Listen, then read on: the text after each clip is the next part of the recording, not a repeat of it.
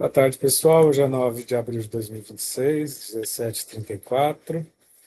Estamos aqui para a nossa jornada Franz Fanon, no meio do livro do comentarista Davidson Faustino, meu ex-colega de Unifesp.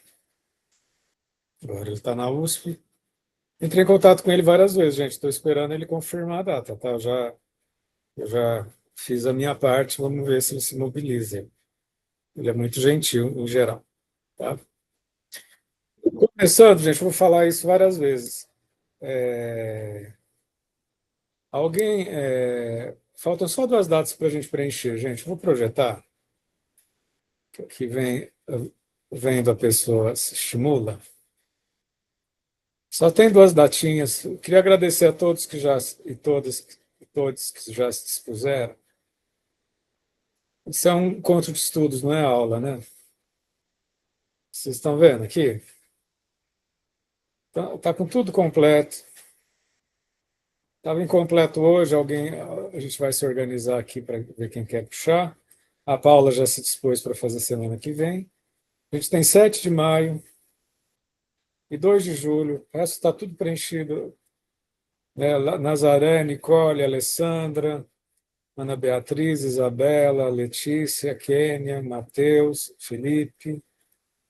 Enfim, tem mais alguém aqui embaixo, peraí. E eu. Alguém que se prontifica, gente? Tem um mês, gente. Uma é 7 de maio. Um mês para ler 30 páginas, gente. Para facilitar, não precisa transbordar conhecimento, não. Alguém gostaria, gente? Eu já ponho o nome aqui. E depois tem o outro que é em julho, né? Cadê? Eu acho que alguém preencheu. Alguém preencheu, gente. Eu preenchi, Fernando. Você preencheu. Só falta 7 de maio, gente. Quem se prontifica?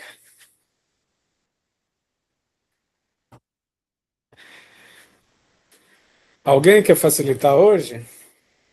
Eu fiz a leitura, né? São esses espaços em branco que hoje ninguém tinha se disponibilizado, né? Alguém quer puxar? Alguém se, alguém se prontifica?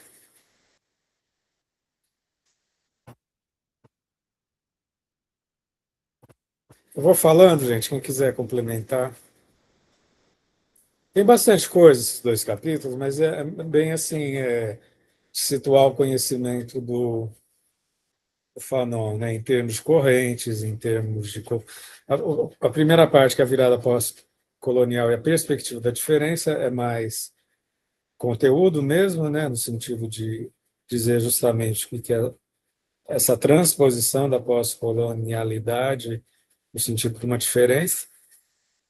E outra parte, deixa eu lembrar aqui o nome, a outra parte, uma parte mais de apresentar as influências do Fanon, as várias compreensões que são feitas ao redor dele, né, que é o decolonial, o retorno anticolonial e as outras reações e adequações à virada pós-colonial. Então, só recapitulando, a gente tem o item 3.2, que é a virada pós-colonial, a perspectiva da diferença, que é mais de conteúdo, e o 3.3, que é o decolonial, retorno anticolonial e outras reações e adequações à virada pós-colonial, que é justamente como o Fanon foi incorporado e compreendido por várias correntes.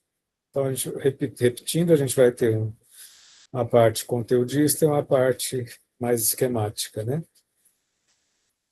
Essa parte que é justamente a virada pós-colonial e a perspectiva da diferença, que na bibliografia básica começa na 123. Gente, eu estou aqui, eu esqueci meu livro na casa da minha irmã lá no interior. Eu tô no Kindle, tá, gente? O Kindle é 110. Quem tiver aí as páginas, vai, por gentileza, informando o pessoal, tá? Então, aqui a gente tem, esse texto começa dizendo que o Fanon ele teve destaque internacional a partir do prefácio do Sartre ao livro Os Condenados da Terra, e que isso reverberou entre os anos 60 e anos 80, né? E que, por um lado, o autor aqui reconhece a valia desse prefácio, mas, ao mesmo tempo, é como se ficasse arraigado algumas percepções que o Sartre teve sobre o Fanon e que, em alguns momentos, eles vão ter divergências, como esse texto vai mostrar, mas, de qualquer forma, o Fanon ele vai dar um salto, né, no que se refere à teoria pós-colonial, que ele vai criticar, mas o sentido desse capítulo é justamente mostrar a teoria pós-colonial e depois mostrar os desenvolvimentos decoloniais e a perspectiva da diferença do Fanon. Tá? Então, aqui ele diz que a teoria pós-colonial foi apresentada por intelectuais migrantes oriundos das ex-colônias britânicas que viviam no Reino Unido no final do século XX, né? Um período onde os temas das culturas da identidade, das culturas das diferenças, das questões entre nacionalismo e autoritarismo eram temas reconhecidos como experiências históricas de orientação socialista ou anticolonial. Isso tudo, assim, a partir de uma inspiração de esquerda inglesa,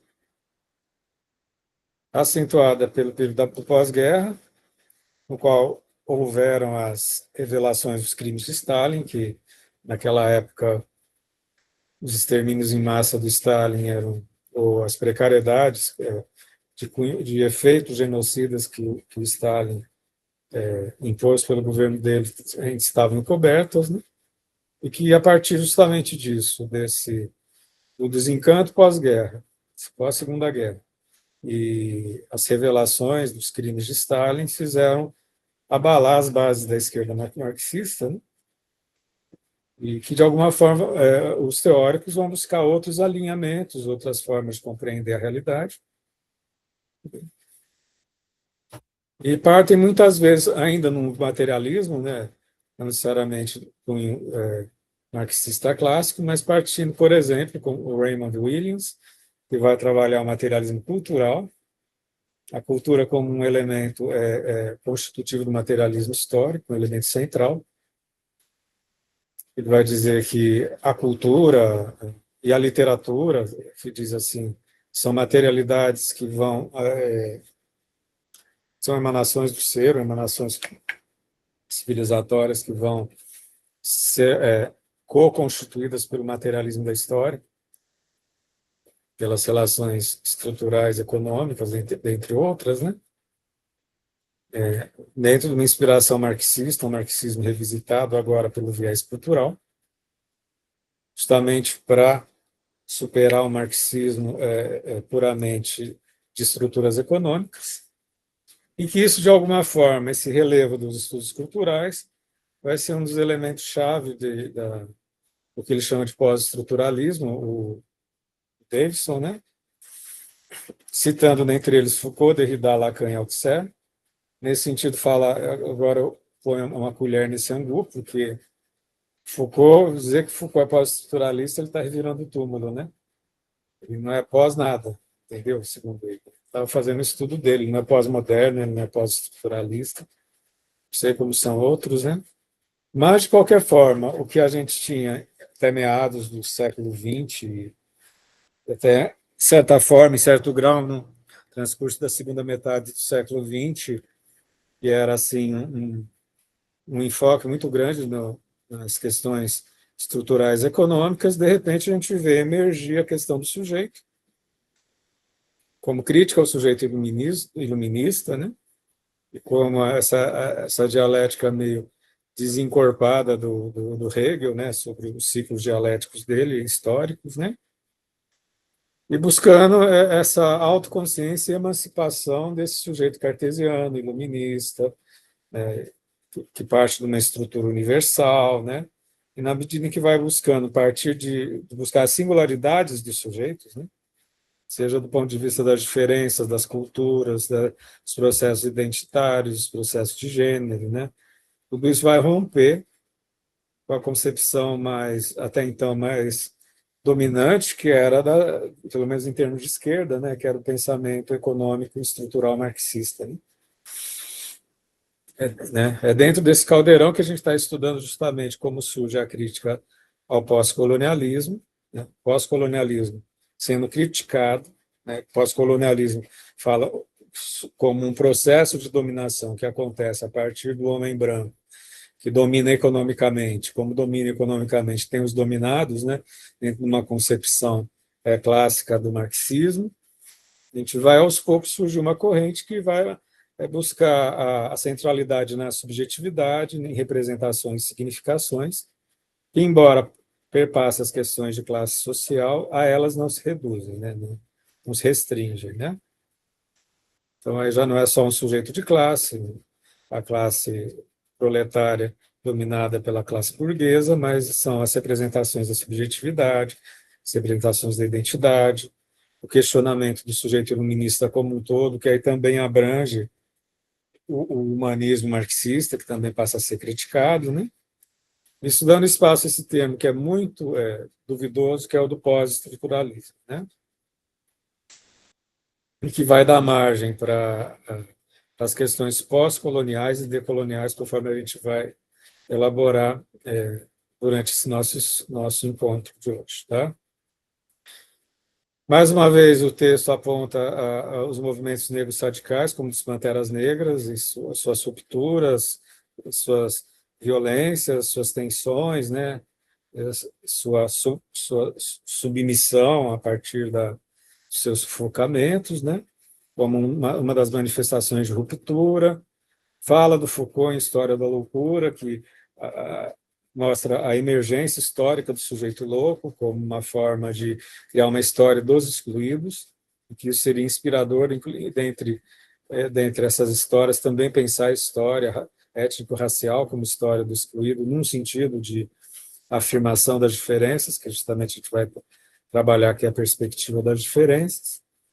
O autor vai passando por vários autores, aqui o Davidson, ressalta em 1970 o Grupo Sul-Asiático de Estudos Subalternos, no qual o termo subalterno vai alinhar as abordagens pós-estruturalistas, de tentar entender esse sujeito, como é que se produz esse sujeito subalterno, suas significações, suas representações, numa interface entre cultura e experiência, né? Rompendo um pouco o discurso sistêmico, estruturalista do marxismo, né? Embora seja um discurso de esquerda, vai tender mais para um culturalismo, pela experiência do sujeito, como a genealogia dos sujeitos são constituídas, né? Para quem já teve proximidade com Foucault, com Deleuze, a pessoa eventualmente consegue se identificar sobre a questão da subjetivação, como um tema-chave que vai emergir, né, no final do século XX, na metade final do século XX. E aí é que entra as tensões entre o pós-colonialismo e o que seria outras formas de compreender o sujeito. Mas aí a gente tem que parar um pouco para pensar o que é o pós-colonialismo, ainda como um espelho reflexo das questões estruturalistas que estão sendo questionadas, né, a partir de novas formas de subjetividade, né? Tem um trecho interessante, gente. Aqui está no Kinder, gente, mil perdões, eu estou na 114 do Kinder, mas é um texto da Rita Ciota Neves, né, que eu achei interessante. Os estudos pós-coloniais afirmam-se, por sua vez, quando a ideia de modernidade, com sua complexa herança estruturalista e formalista, a modernidade, que é baseada no iluminismo, está buscando a ideia de um homem universal, né, de um homem geral. E que, como a gente já viu em outros trechos, esse homem geral vai espelhar o homem branco, europeu, heterossexual, como aquele que vai ser a referência para todas as formas de subjetividade, e as outras formas de subjetividade são consideradas subalternas, distoantes, inferiores, excluíveis, né? E é isso justamente, essa modernidade, que tem como referencial chave o homem branco, europeu, heterossexual, que começa a ruir, né, a partir do pós-estruturalismo, mas que ainda na pós-colônia ainda existe essa identificação, essa referência, mesmo que seja em termos de oposição a esse homem branco, europeu, heterossexual. Que ainda na modernidade, no fim dos anos 70 do século passado, o pós-colonialismo se banhava nessa herança estruturalista e formalista,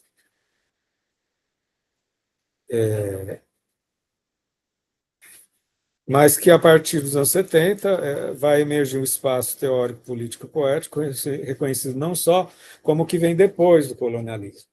É isso justamente, o pós-colonialismo, gente, é criticado, que é como se fosse um desdobramento do colonialismo iluminista, centrado no discurso referencial do dominador, o branco, europeu, heterossexual dominador. Falar de pós-colonialismo, a crítica que se faz ao pós-colonialismo é que ainda o referencial como ponto de partida é do colonialismo. E a partir daí é que se vão buscar outras referências, né? Ou seja, depois dos acontecimentos históricos da descolonização iniciados na segunda metade do século XX, vamos lembrar que depois do pós-guerra, várias colônias, né, na África, na Índia, nas Américas, não sei se é o caso, gente, mas acho que também, né? Acho que as Américas foram antes, né? Mas principalmente na África e na Índia, segunda metade do século XX, elas romperam, né, com o colonialismo francês, com o colonialismo inglês, com o colonialismo alemão, português, holandês, né? E viraram colônias com todas as aspas independentes, né? Porque a gente sabe que a independência pode muitas vezes ser nova forma de submissão, né? Então, portanto, essa descolonização é que dá margem para o tema do pós-colonial, mas ainda como referência ao colonial, né?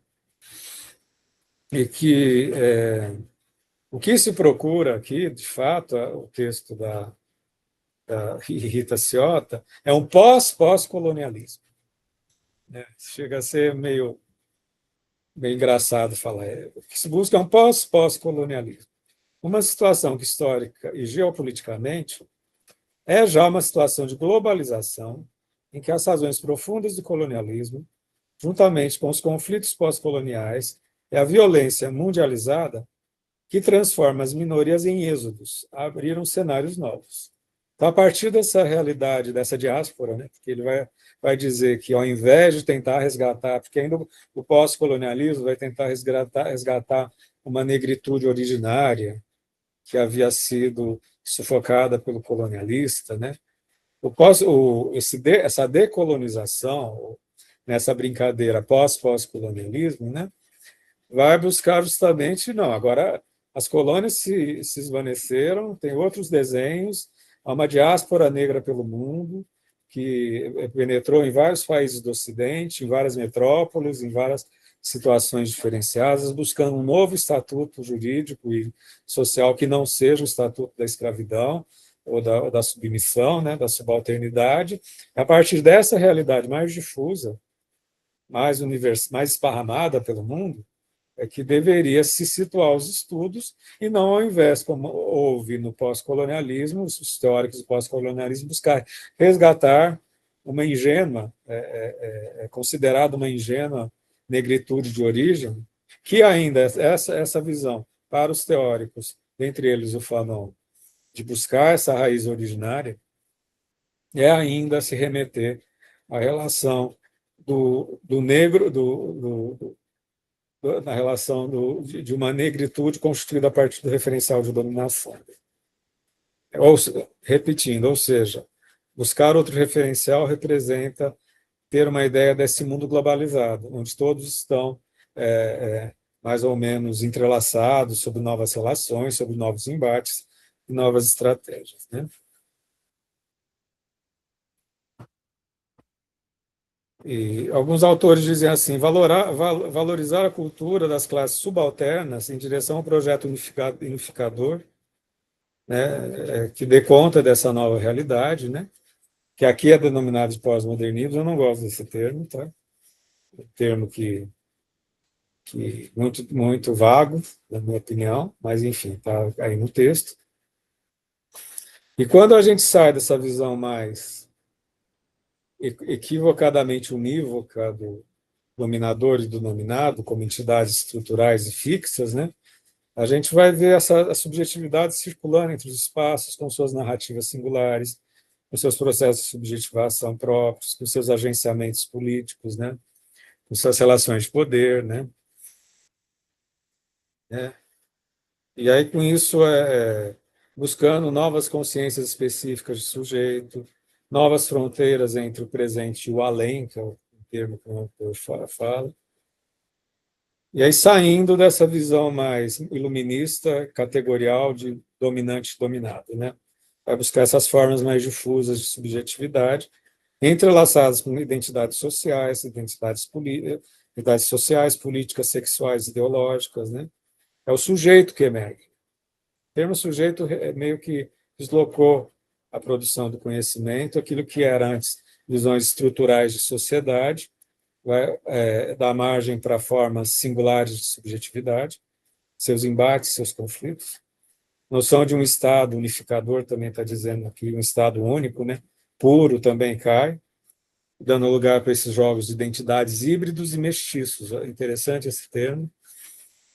E onde tinham grandes narrativas de povos e de civilizações, a gente passa a ter a linguagem, os processos de subjetivação dos excluídos, dos marginais, dos esquecidos, dos que têm uma praxis de sobrevivência, o esforço de sobrevivência de cada subjetividade.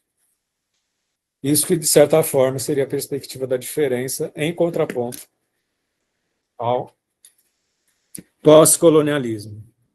Repito que ainda seria o negro se identificando a partir do referencial de dominação do branco e que a perspectiva da diferença mostra todos esses jogos de subjetivação, né, difusos que hoje em dia a gente vê nos discursos do sujeito feminino, do sujeito de identidade de gênero, do sujeito de sexualidade, do sujeito afirmando sujeito refugiado, do sujeito étnico-racial, certamente, né? Como esses jogos de força, né? O PCA, né? Confundi a sigla, acho que é o PCA, que é a questão do sujeito portador de deficiência, assim que fala, gente. Se eu estiver falando errado, eu também estou aprendendo, tá? Que não é aula que encontra.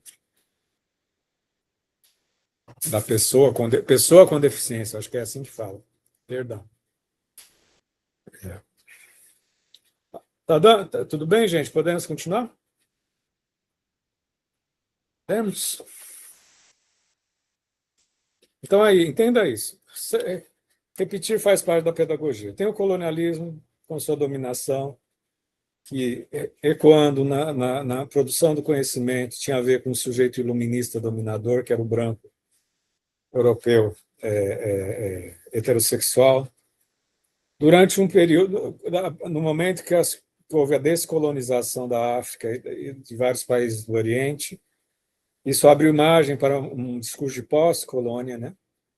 Mas que ainda buscava afirmar uma identidade originária que havia sido sufocada pelo colonizador, num jogo de espelhos entre duas realidades que se remetiam. E aí vem o Fanon e outros autores que vão dizer: a gente não precisa mais se remeter a esse jogo de dominação, mas falar dessa diáspora das subjetividades raciais espalhadas pelo mundo e ver suas singularidades a partir da noção de sujeito, né? Que vocês sabem muito bem que é um termo muito amplo, que é uma caixa de ferramentas usada de várias maneiras, né? É isso que o Fanon vai, de alguma forma, promover, né? Que é justamente essa ruptura com as noções estruturais da sociedade e buscar uma perspectiva da diferença. Aqui está um trecho interessante. Ao apresentar o colonialismo não como regime de verdade, e, ao mesmo tempo, apontar para o caráter ambivalente de desejo e da identificação. Isso que a gente já viu em outras aulas, né? Existe toda uma construção de uma subjetividade na qual o indivíduo dominado ele acaba introjetando a noção de inferioridade e, ao mesmo tempo, o desejo de romper, muitas vezes, essa inferioridade, mas a partir desse jogo dual do dominante e do dominado, e que o Fanon, como a gente vai ver daqui a pouco, ele vai propor, na verdade, não esse humanismo restrito de dominante e dominado, mas um humanismo pleno, nos quais as diferenças sejam todas afirmadas.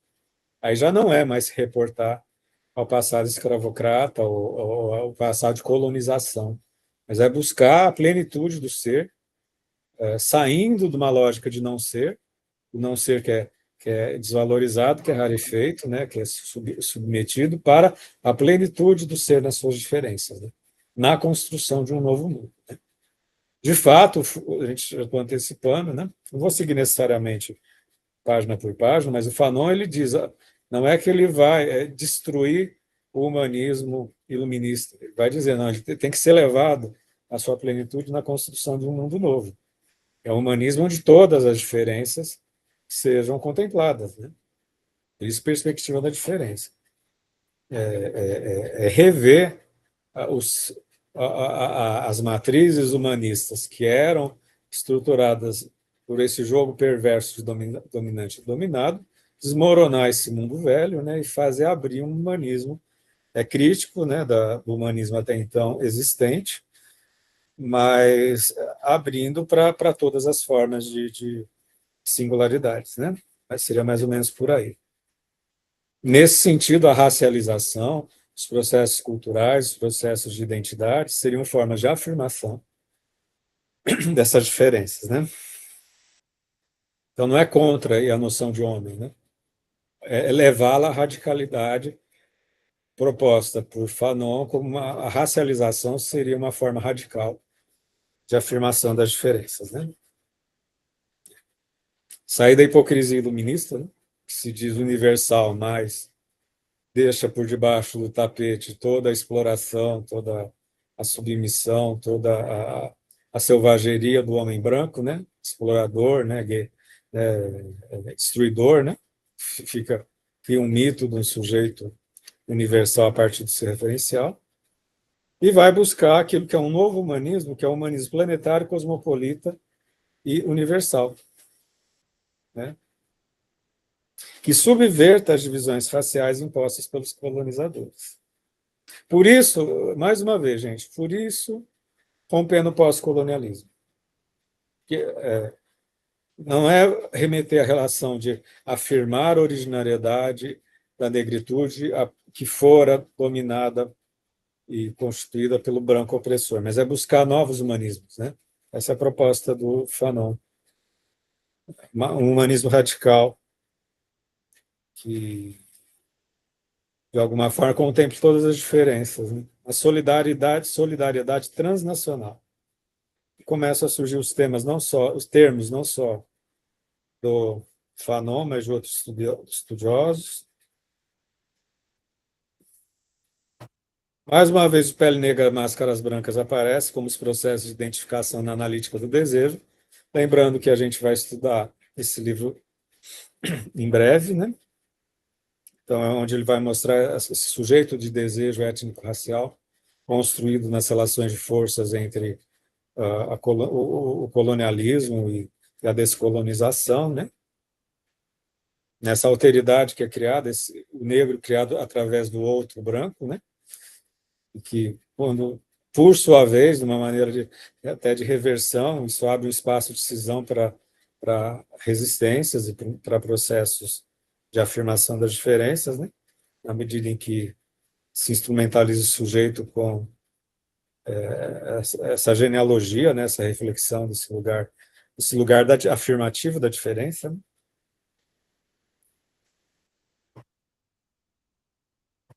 Se criando assim essa fluidez ontológica, essa fluidez desejante, né? De novas formas de se reconhecer como negritude, como singularidade.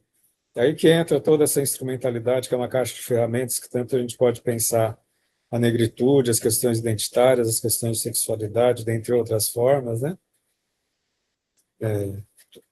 De construção histórica dos sujeitos excluídos, né?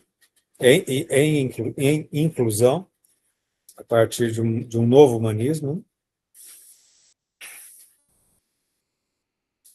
Enfim, acho que isso é mais ou menos um dos trechos, e aí vão criando ramificações do texto, né, que tanto reporta a noção do Dasein em Heidegger, do humanismo de Heidegger, tanto remete à questão da história dos excluídos em Foucault, porque os trechos eles mostram as várias influências, né? Eu já estou num subtítulo aqui, que é outras leituras de Fanon a partir da diferença. Entendeu? E aí como o Fanon ele foi muito fundante de novas formas de pensar e de viver, né? Compreender a vida. Esse segundo trecho ele abre quatro grandes campos, né? Um, dois, cinco, né? O afropolitanismo, o afropessimismo, a esquizoanálise, as teorias queer e crip. De alguma forma vão irradiar o Fanon como caixa de ferramentas, né?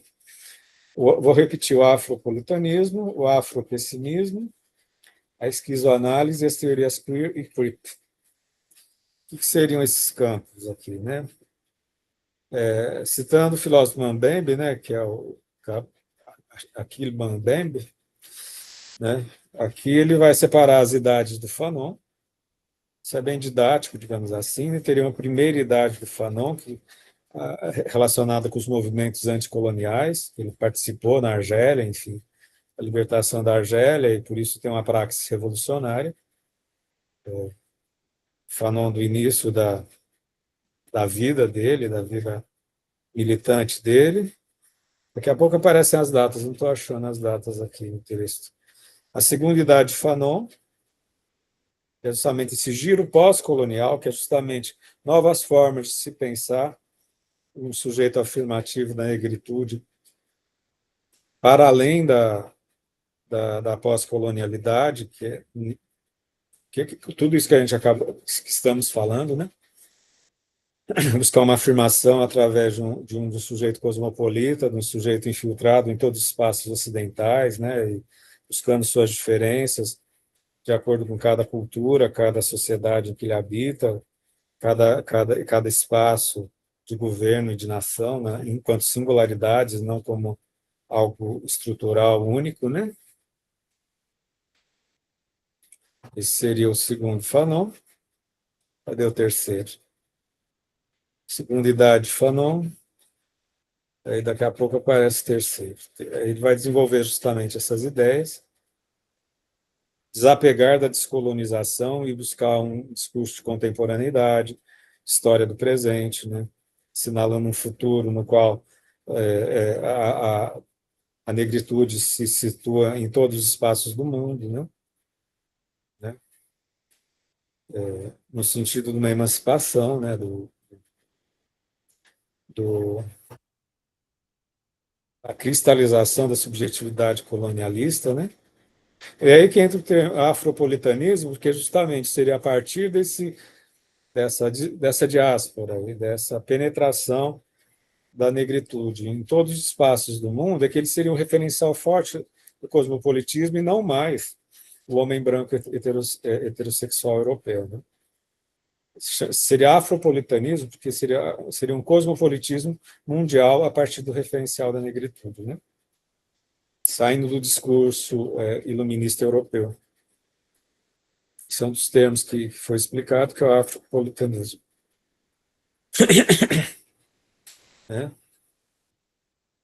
E aí faz uma ponte com a teoria queer, da mesma forma que a Judith Butler vai, de uma maneira correlata, né, não necessariamente coincidente, mas comunicável, né, dizer que a orientação de gênero sexual não é um processo identitário monolítico, né, mas é próprio da noção do humano a singularidade, a particularidade.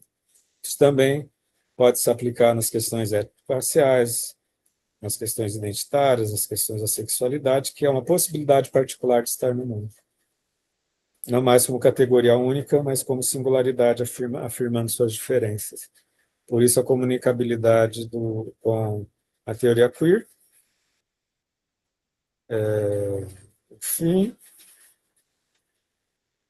e ainda se propõe não só se remeter a Butler, mas fazer uma decolonização da teoria queer a partir do referencial da experiência negra, né?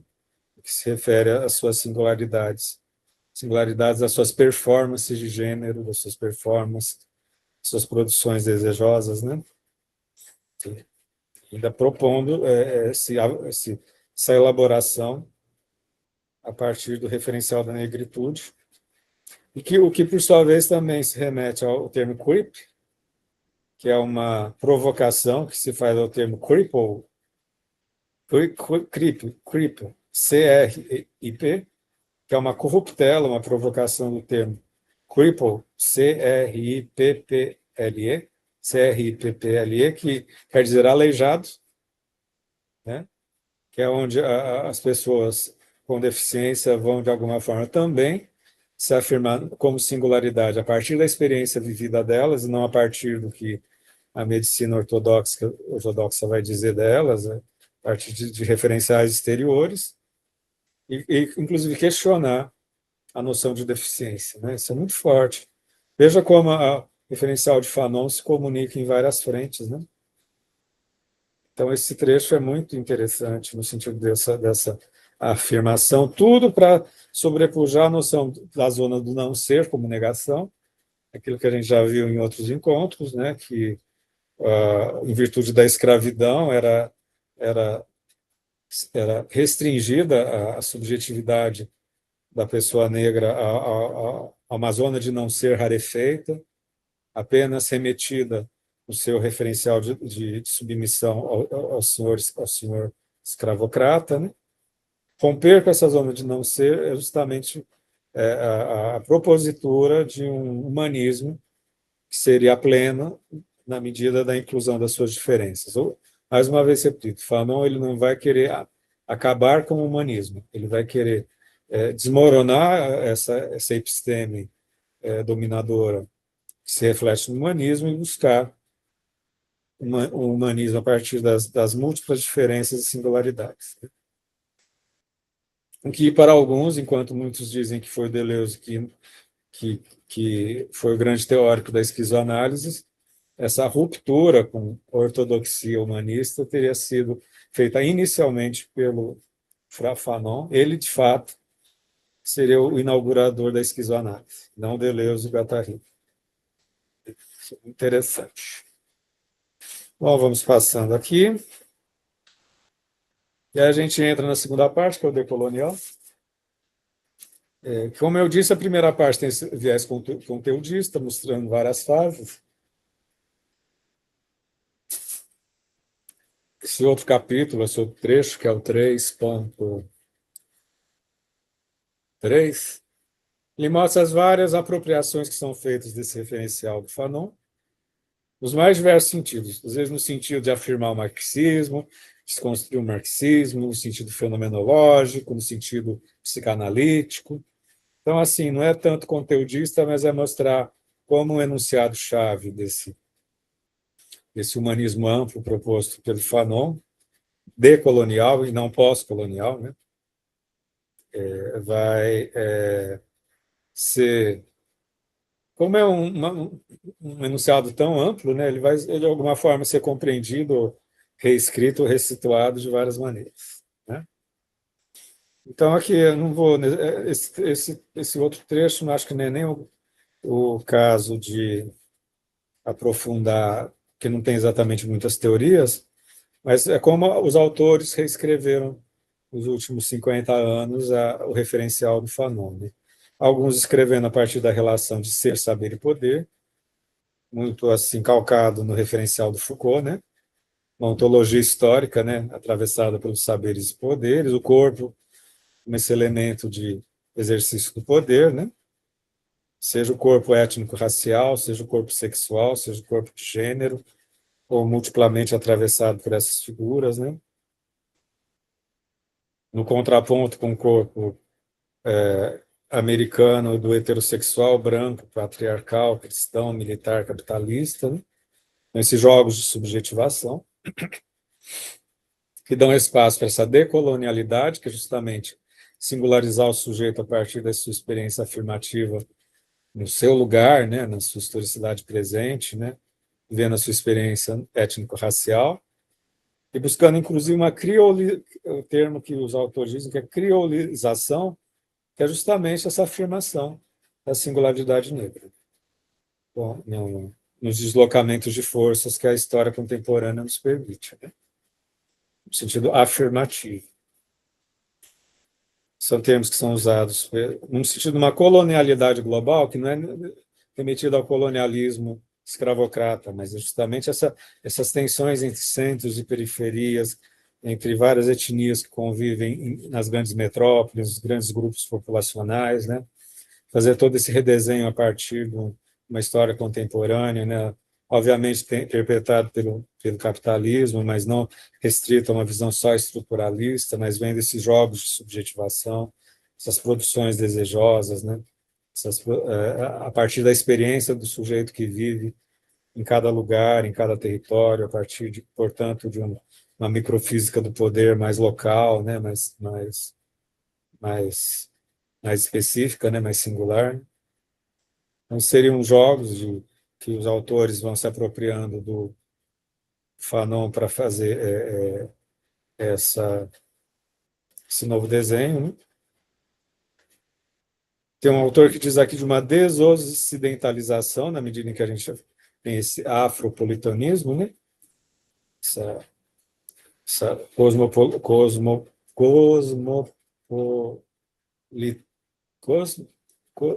esse caráter cosmopolita do processo civilizatório africano, né?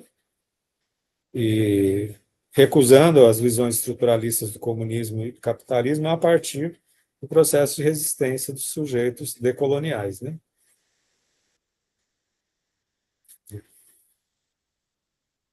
Princípio sociogênico, que é um termo que a gente já viu em outros encontros, a partir do qual o ser se afirma a partir da sua produção social, nesses jogos de força. Aí começam a surgir várias teorias, né? Tem todo esse referencial, depois essa afrocentricidade, que é justamente um discurso decolonial que coloca como centro a experiência africana, como forma de afirmação, um afrocentrismo, né? A afrocentricidade, em contraponto às estruturas exclusivamente econômicas inerentes ao comunismo, ao discurso marxista, buscar pensar as questões decoloniais a partir do ser africano em sua singularidade, entendeu? Justamente o centro de um referencial cultural em contraponto à invenção que é feita a partir do homem branco europeu, né? Então, se chama afrocentricidade, que são temas que são desenvolvidos contemporaneamente a partir do referencial do Fanon. Vamos ver, né? Buscando, inclusive, descolonizar o marxismo, porque o marxismo teria uma raiz iluminista, de uma ciência social estrutural branca europeia, buscar descolonizá-lo a partir dessa afrocentricidade, a partir desse novo referencial, que seria um campo de trabalho dessa praxis, né, essas novas, esse novo referencial cultural e intelectual mesmo, né? Enfim. Estou olhando aqui. Tem todo um trecho justamente afirmando essa afrocentricidade como uma nova forma de se pensar o sujeito de produção de conhecimento, sujeito social, né? Sujeito histórico, né? Contraponto à dialética marxista europeia, né? Buscando aquilo que se chama particularidade universal, né? Que é justamente essa singularidade do sujeito no mundo, né? Tem um existencialismo que vai ser falado daqui a pouco, porque como a gente está... E aí que entra justamente, surge um outro subitem, que é o fanonismo existencial fenomenológico, é a perspectiva creole, o fanonismo existencial fenomenológico da perspectiva creole, que vai justamente se banhando em certo grau em Sartre, Russell, Kierkegaard, Merleau-Ponty, né? que são referenciais brancos, vai de alguma forma, que são autores que falam do ser no mundo, da presença do mundo, do modo de vida e da busca de uma vida autêntica, de uma vida singular, né? Quem estuda Heidegger sabe disso, né? Mas tudo isso a partir do referencial crioulo, né? A criolização. Ou seja, pegar a fenomenologia existencial humanista europeia, que tem uma raiz europeia, né? E banhá-la numa crítica social, banhá-la numa sociologia existencial, a partir do racismo planetário. Ou seja, não nega as reflexões fenomenológicas, mas vai reportá-las ou fundá-las a partir das questões de racialização. É como uma fenomenologia racializada, né? Enfim, esse é o trecho que ele vai tratar de todo esse termo que ele muitas vezes chama de negrificação, criolização, a partir de um referencial existencial fenomenológico, né? Se apropriando da experiência vivida, que é o tema-chave da fenomenologia, a partir da experiência vivida da negra, né? A sua singularidade, seu campo fenomênico próprio. Diálogos diversos a partir de Fanon, tem um subtítulo, acho que é o último ou penúltimo. E aí alguns autores vão dizer que ele afirma a dialética do Hegel, a dialética historicista do Hegel. Outros vão dizer que ele se afasta do Hegel. Tem alguns autores que dizem que ele afirma o marxismo a partir de um referencial de uma praxis revolucionária, né? Isso a gente vê principalmente no primeiro Fanon revolucionário, ou seja, ele seria marxista. Outros dizem que ele vai se afastar do marxismo a partir das noções de subjetividade. Então fica assim, um jogo de instrumental de toda a rica, né, reflexão fanoniana sendo apropriado de acordo com a intenção do cientista, né? Vamos dizer que ele é marxista, vamos dizer que ele se afasta do marxismo, vamos dizer que ele afirma a dialética de Hegel, vamos dizer que ele se afasta, ele vamos dizer que é um instrumental que dá para afirmar também a diferença feminina, principalmente a diferença feminina negra. Outros autores dizem que a experiência da homossexualidade, por exemplo, como um tema na Martinica, não existiria, então vai reconstruir a própria noção de homossexualidade como um referencial branco. Enfim, esse último trecho, como eu já disse desde o começo, vai usar desse instrumental. Alguns trechos vão dizer, por exemplo, a crítica que se faz ao machismo do homem negro, o movimento Black Power, ou seja, estudiosos da cultura negra vão fazer essa problematização do machismo na própria comunidade negra, nos movimentos revolucionários como foram o Black Power, a questão da psicologia, a psicanálise revista a partir de um desejo da negrificação, né? O desejo se singulariza a partir da negrificação. É aquilo que o John Peterson está propondo aqui, que é o marxista enrustido, aí depende, entendeu, Johnny? Você é um instrumental tão rico, um cientista que morreu tão precocemente que não tem como afirmar seus desdobramentos porque morreu tão novo, né? Ainda assim, quando a pessoa escreve um livro, depois, se ela tem um tempo de vida, ela pode escrever ensaios, pode ocupar os espaços dos jornais, né? Fazer resenha, né? Ele morreu muito novo, né? A partir daí, o instrumental dele tem sido apropriado das mais diversas formas. Isso é a minha facilitação, gente. Entendeu? Antes da gente perguntar, eu só vou sossegar quando a gente preencher os dois temas que faltam. Eu espero que a minha facilitação, gente, que não estava programada, entendeu? Porque aqui é um encontro, não é aula. Quem, gente, facilita dia 7 de maio? É um tema interessantíssimo, quer ver?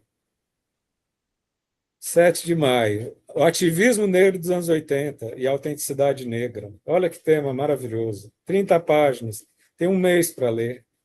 Não precisa, não é aula, é só puxar a conversa.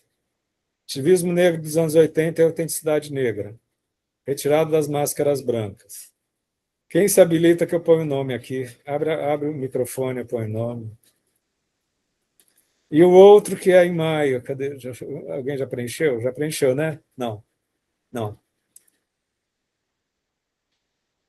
A Paula está aí, gente. A Paula ficou para a semana que vem. Já preencheu o Guilherme, né? Só falta um, gente. 7 de maio. Que a gente fica sossegado.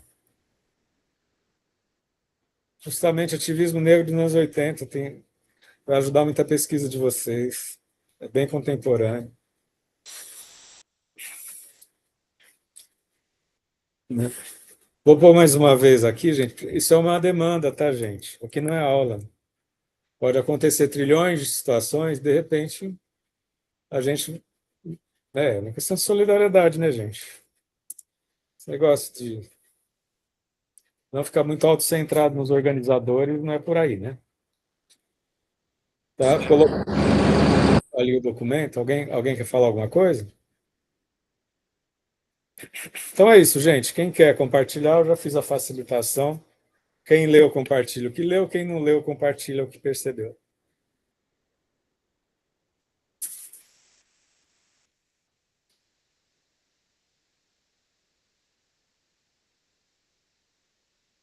Quem gostaria de comentar?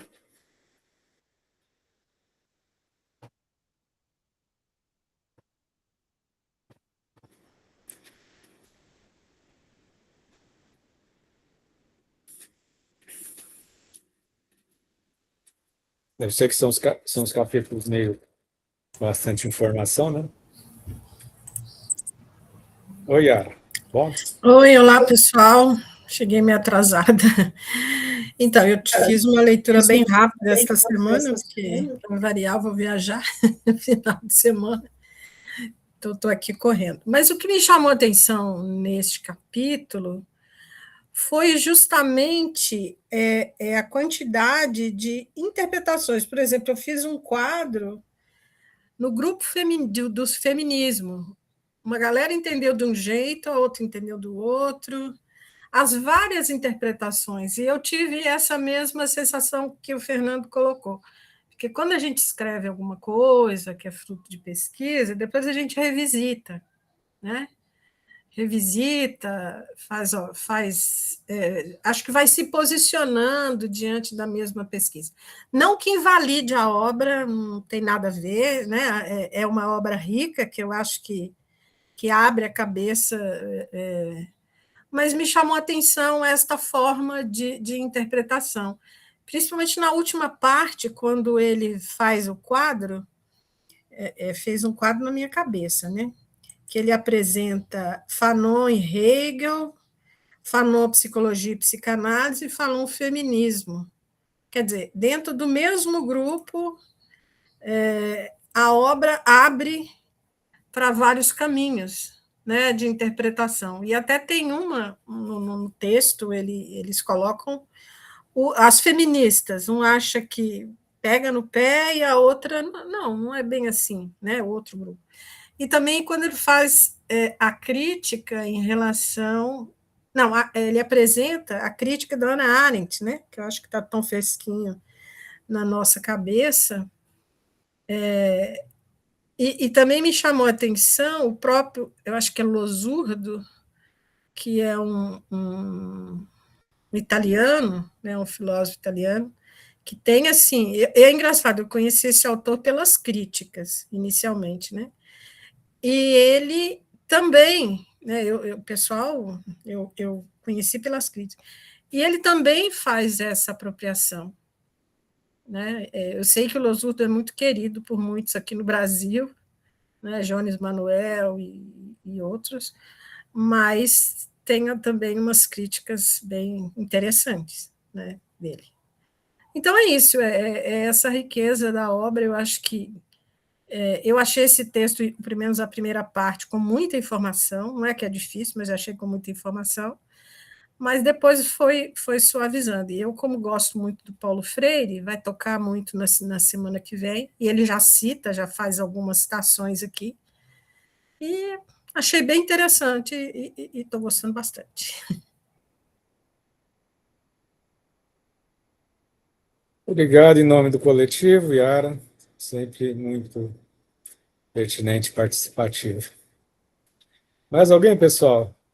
Quem leu, compartilha o que leu. Quem não leu, compartilha o que percebeu.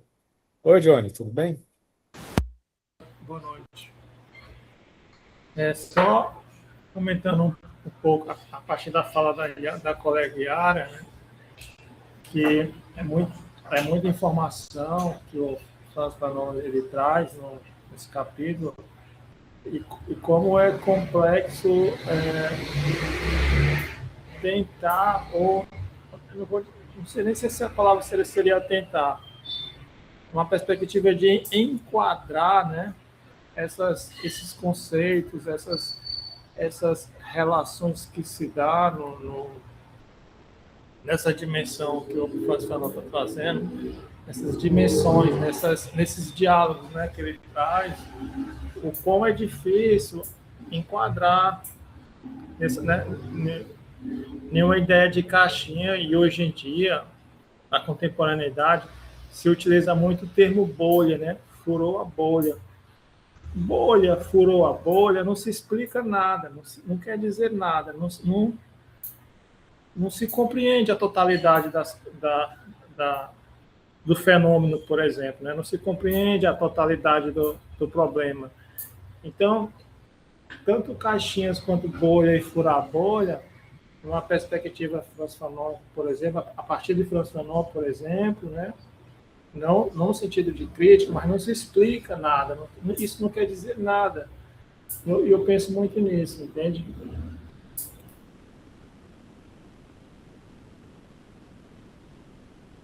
É aquela rarefação, né? Ele morreu muito novo, né? Fica uma obra muito instigante, muito porosa, né? Foucault morreu novo com 54 anos, mas ele sempre dava entrevista em jornal, explicava a obra dele, estava dando entrevista na televisão, né? Na rádio, né? Então, o autor, quando sobrevive, né? Ele meio que faz atualizações, né? Johnny, você não quer fazer a facilitação do dia 7 de maio? Mas a minha preocupação é o horário, sabe, professor Fernando? Porque possa ser que eu não esteja presente no início do horário, possa chegar um pouco atrasado, entende? Minha preocupação é em relação ao horário. Sabe? Então tá. Você que sabe. Guilherme levantou a mão. Boa tarde, gente. Primeiro, eu gostaria de agradecer ao Fernando, né, pela essa facilitação magistrosa, sabe? Eu acho que eu queria compartilhar um pouco disso que a Yara trouxe, que você trouxe. Eu fico perguntando se o Fanon iria se preocupar com que caixinha que ele iria caber dentro, sabe?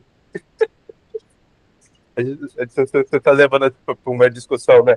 O autor ele vai explicar o que ele achava, como assim, né?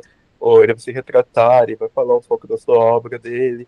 O que eu entendo do Fanon é que ele não tá nem aí, sabe? Ele está preocupado com o fato de que aquilo que ele faz, de que ele produz, precisa ter uma correspondência na libertação humana. Nesse sentido, né, fenomenologia, existencialismo, marxismo, psiquiatria, psicanálise, é tudo ferramenta com a qual ele usa. Ele é bem... O Heidegger tem uma frase lá no Investigações Fenomenológicas de Aristóteles, que é fenomenologia é ateísmo metodológico, ao levantar a mão contra Deus, né? Que é o que ele diz para dizer que você tem que se usar daquilo que é necessário para você compreender o que você está estudando. E não se ater aos modelos teóricos que você usa para compreender isso. Então, a partir do momento que ele está preocupado com a luta de libertação, ele perde o compromisso com a linha teórica. Porque o que interessa é a luta pela libertação. Né? Aí eu fico olhando todo esse gente assim, brigando, né? Qual tipo de marxista ele era, onde ele estava dentro do pensamento fenomenológico, onde ele estava dentro do pensamento existencialista. Acho que o que eu falo estava muito mais preocupado com a revolução. do que qualquer coisa, sabe? E nesse sentido, eu acho que ele tem um compromisso ético para além de um academicismo. Que é aquela coisa, né? Querer definir o pensador ele está em que parte do esquema filosófico é coisa de acadêmico. Que senta ali, vai ler a obra do cara, vai tentar classificar, vai ter períodos que ele vai tratar isso, vai tratar aquilo, ao invés de olhar da obra como um todo. Qual que é o objetivo do Fanon? O que ele queria com o trabalho dele? Onde que esse trabalho leva, gente? E que uso eu posso fazer disso? É o que o Fanon clama. Ele é um homem do tempo dele. E ele convida a gente a ser pessoas do nosso tempo. Planejar a mudança. Já não somos mais homens, somos pessoas. Né? Nesse sentido, eu acho que a dedicação dele para construir e questionar o humanismo, né, eu acho talvez a coisa mais interessante, sabe? Porque ele está pondo em xeque o papel da humanidade, ao mesmo tempo que ele diz que é necessário reconstituir a humanidade. Porque a humanização do processo civilizatório colonial, ela serviu para desumanizar, ao invés de propriamente humanizar. Então, no final das contas, ainda tem um cheirinho de esperança para a humanidade. Para além das divisões historicamente construídas. Né? Boa colocação, Guilherme. Johnny, você levantou a mão?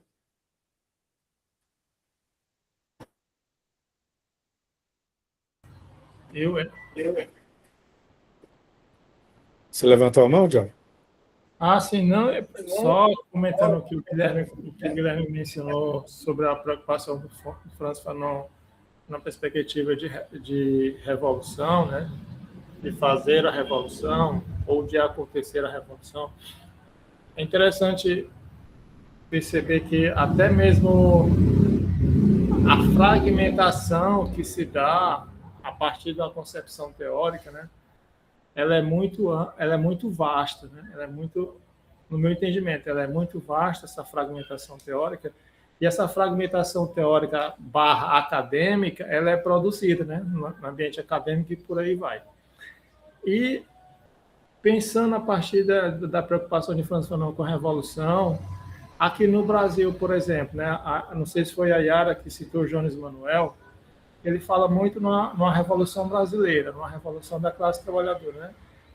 E se depara, o próprio Jones Manuel, na sua perspectiva revolucionária, se depara com a esquerda hegemônica, né? Digamos assim, ou a esquerda progressista, que é uma bolha, né? E furar a bolha não significa nada, e a esquerda hegemônica, ou progressismo hegemônico, em termos de alcance, também não significa nada pensando a revolução do que Franz Fanon estava preocupado, digamos assim. É isso que eu quis dizer, não significa, essa fragmentação produzida não quer dizer nada e não se produz nada do ponto de vista de revolução, ou na perspectiva de revolução, por exemplo. Né? Isso que eu queria comentar. Bom, aqui Yara. Então, aqui um pouco de achismo, mas quando hoje, no texto, tem uma parte que ele fala que o Fanon critica Sartre, e em outro momento ele pega justamente a teoria do Sartre e defende. Então, dá uma impressão que é achismo, mas quando eu li esse texto, foi bom. Se de repente tivesse mais tempo, quer dizer, ele tem duas posições. Então, quer dizer, ele não abandona totalmente ele não abandona os clássicos, que o que a gente chama que é o que a gente faz na academia, mas em dois momentos ele faz uma leitura diferente da mesma teoria. Isso é o que está no trecho do texto de hoje. Então é isso, porque nesse momento eu pensei, bom, e aí? Então ele também, se tivesse mais tempo, será que outras posições viriam?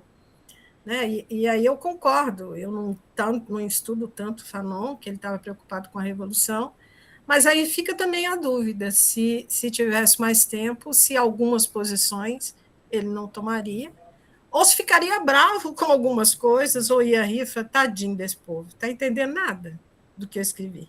Né? É achismo, mas tem ancorado um pouquinho no que lemos hoje. Porque assim, fazendo gancho, ainda bem que você lembrou esse trecho, né? Tem ali numa parte ali que, por um lado, ele tem toda essa valorização dele pelo prefácio do livro feito pelo Sartre, né? Mas depois de um tempo, o Sartre diz que não existe cultura negra, que a cultura negra é política. E aí o Fanon vai contra, entendeu? Ele diz que se ele está falando de perspectiva da diferença, eu estou supondo aqui, fala de perspectiva da diferença, dentro da diferença existe a singularidade cultural, né? Já o Sartre vai dizer que cultura negra é uma produção política, entendeu? Então, diferenças da gente, né?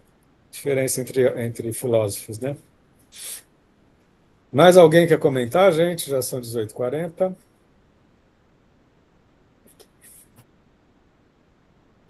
Queria agradecer a todos, todas e todos por essa facilitação. Eu peço encarecidamente, só falta uma data, gente. Somos um grupo, aqui não é aula, é encontro, a gente cresce junto, entendeu? Só falta um horário, entendeu? Né? Vamos ter a empatia de não sobrecarregar os organizadores, tá? Somos um grupo, um coletivo, tá? Já que a gente está falando tanto de coletividade, né? Vamos viver essa experiência, tá? Então, quem puder entra lá no cronograma, está aqui no site. A presença está fixa nas mensagens, né, gente? Todo mundo preencheu a presença? Está fixa nas mensagens. Né? Eu vou parar a gravação, enquanto isso, quem quiser preencher a presença e preencher o cronograma com a facilitação, fique à vontade. Está tudo nas mensagens. E a gente se vê semana que vem. Semana que vem a gente vai estudar capítulo 4, Franz Fanon e os fanonismos no Brasil, o item 4.1, quando Fanon chegou ao Brasil, e o item 4.2, os condenados à luta de classes e à nação. Entre a página 165 e 196, tá? Bom estudo para vocês durante a semana e a gente se encontra semana que vem, às 17h30, sempre nessa sala, tá, gente? Abração, Ok. pessoal. Vou parar a gravação. Quem quiser conversar, a gente conversa. Tchau. Obrigada. Tchau, tchau. Obrigada a vocês. Até semana que vem.